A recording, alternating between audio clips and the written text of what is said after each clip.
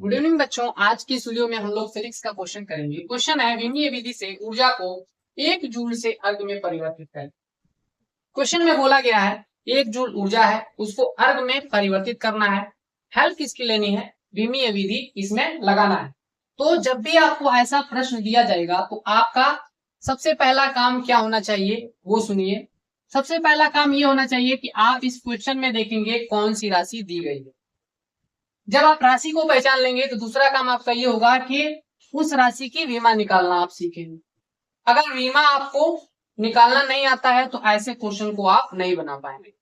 उसके बाद आपको क्या करना है, जब विमा मिल जाती है तो आप क्वेश्चन को स्टार्ट कर सकते हैं। दूसरा तरीका इसका यह है कि अगर आपको राशि दी गई है उसकी बीमा आप नहीं निकाल पा रहे हैं तो आप जितनी भी राशियां हैं उन राशियों की आप बीमा क्या कर लीजिए, याद कर लीजिए, अगर इस टाइप के प्रश्नों को आप हल करना चाहते हैं। जब बीमा मिल जाएगा तो उसको लिखेंगे। जैसे कि इस क्वेश्चन में दिया गया था ऊर्जा, तो ऊर्जा की मैं बीमा को लिखूंगा क्योंकि मुझे ऊर्जा की बीमा पता है क्या होती है। m की पावर 1, l की पावर 2, t की पावर -2। इतना लिखने के बाद अब क्वेश्चन में फिर आना है। उसके बाद देखना है कि क्वेश्चन में जो मात्रक यूज किए गए हैं ऊर्जा के वो किस पद्धति में पाए जाते हैं। तो देखिए यहाँ पे ऊर्जा के दो मात्रक यूज किए गए हैं। पहला मात्रक है जूल, दूसरा मात्रक है अर्ग। ये जूल जो होता है ये एमकेएस पद्धति में पाया जाता है और ये जो अर्ग है ये किस में पाया जाता है? सीजीएस में। अब इतना इंफॉर्मेशन मिलने के बाद अब आप क्या करेंगे, इस डायमेंशनल फार्मूला का हेल्प लेंगे और उसके बाद क्वेश्चन में आगे बढ़ेंगे। क्या करना है, सबसे पहले जूल लिखेंगे। यहाँ पे जूल लिखने के बाद आप इस फॉर्मूले में जो भी इकाइयां यूज की गई हैं इसका मात्रक आप किस में लिखेंगे? एमकेएस पद्धति के अकॉर्डिंग लिखेंगे क्योंकि जूल जो होता है वो एमकेएस पद्धति में पाया जाता है। तो क्या होगा, यहाँ पे द्रव्यमान दिया गया है, द्रव्यमान का मात्रक क्या होता है? किलोग्राम होता है। तो यहाँ पे किलोग्राम ना लिख के यहाँ पे 1 किलोग्राम लिखेंगे। पावर क्या लिखा जाएगा? पावर लिखा जाएगा 1। उसके बाद दूसरी इकाई क्या दी गई है? लंबाई। तो लंबाई के लिए एमकेएस में मात्रक क्या होता है? मीटर होता है, मीटर लिखेंगे। पावर 2 है तो यहाँ पे पावर 2 लिखेंगे। एमकेएस में समय का मात्रक क्या होता है? सेकंड होता है तो यहाँ पे सेकंड लिखेंगे। घात क्या दिया गया? -2 तो यहाँ पे -2 लिखेंगे। ये मैंने किया जूल के लिए। सेम काम आपको अर्ग के लिए भी करना है। इंफॉर्मेशन क्या मिली कि अर्ग जो है वो सीजीएस है। तो सीजीएस है तो आप क्या करेंगे, इस डायमेंशनल फॉर्मूले का फिर से यूज करेंगे और इसमें पाए जाने वाले जितने भी लेटर हैं उनको आप क्या करेंगे, उनका मात्रक लिखेंगे और सीजीएस के अकॉर्डिंग लिखेंगे।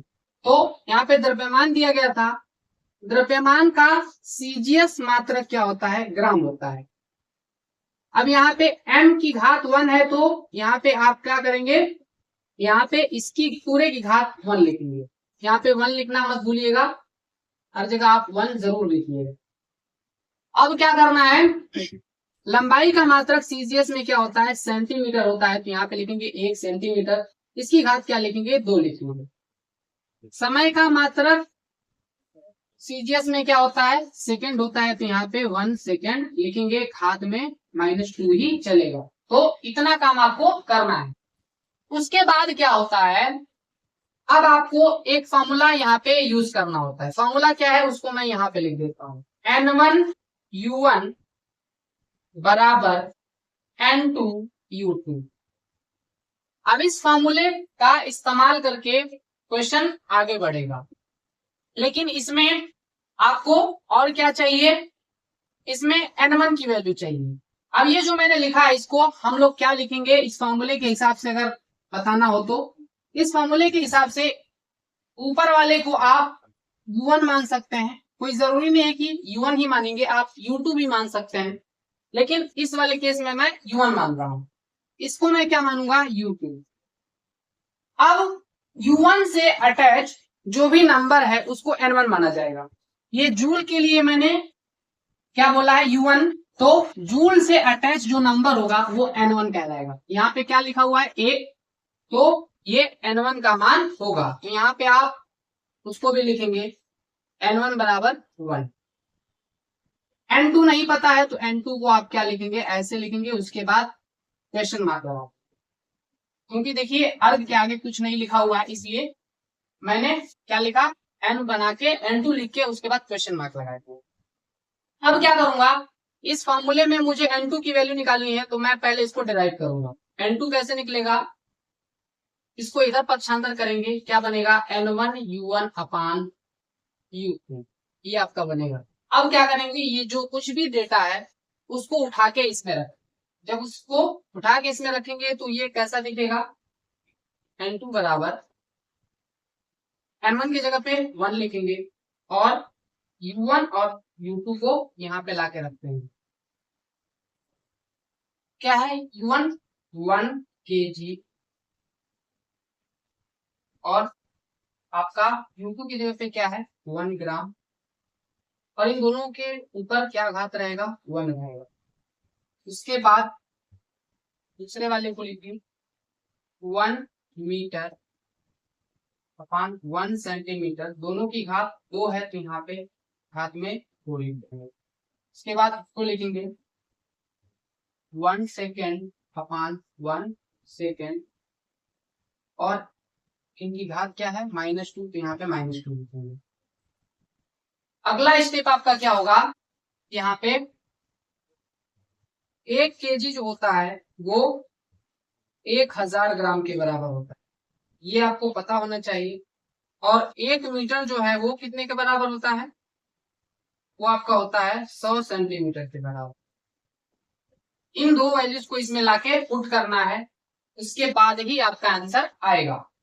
तो इसको मैं नीचे लिखता हूं, N2 बराबर 1। अब मैं 1 kg की जगह पे क्या रखूंगा 1000 ग्राम रखूंगा, क्या आएगा 1000 ग्राम बटे क्या आएगा आपका 1 ग्राम। पावर में क्या है 1 है तो यहाँ पे 1 लिखेंगे। उसके बाद इसको लिखिए 1 मीटर की जगह पे क्या लिखेंगे 100 सेंटीमीटर, अपान में क्या आएगा 1 सेंटीमीटर, घात में क्या चल रहा था, घात में 2 चल रहा था तो यहाँ पे 2 लिखेंगे। इसको लिखिए 1 सेकेंड अपान 1 सेकेंड, पावर में क्या है -2 है तो यहाँ पे -2 लिखिए, ब्रैकेट क्लोज। अब इसको करना है सॉल्व। ऐसा करने के पीछे का रीजन क्या था कि ऊपर नीचे दोनों में यूनिट सेम आ जाए। सेम आने से क्या होता है, ये यूनिट कट जाता है और आपको N2 की वैल्यू मिल जाती है। क्योंकि N2 जो है एक संख्या है, तो यहाँ पे सिर्फ एक संख्या मिलना चाहिए, इसलिए ऐसा किया जाता है। अब क्या होगा, अब इस घात को भी सॉल्व करेंगे, तो लिखूंगा मैं N2 बराबर 1। तो इसको सॉल्व करिए, जब इसकी घात 1 लिखेंगे तो क्या आएगा आपका, आएगा यहाँ पे 1000 ग्राम बटे ग्राम, 1 ग्राम। देखिए ग्राम से ग्राम कैंसिल हो जाएगा। इसको आगे सॉल्व कीजिए, यहाँ पे क्या आएगा 100 गुणा 100, यहाँ पे आएगा सेंटीमीटर स्क्वायर, बटे में क्या आएगा 1 गुणा 1 सेंटीमीटर स्क्वायर। सेंटीमीटर स्क्वायर से सेंटीमीटर स्क्वायर कैंसिल हो जाएगा।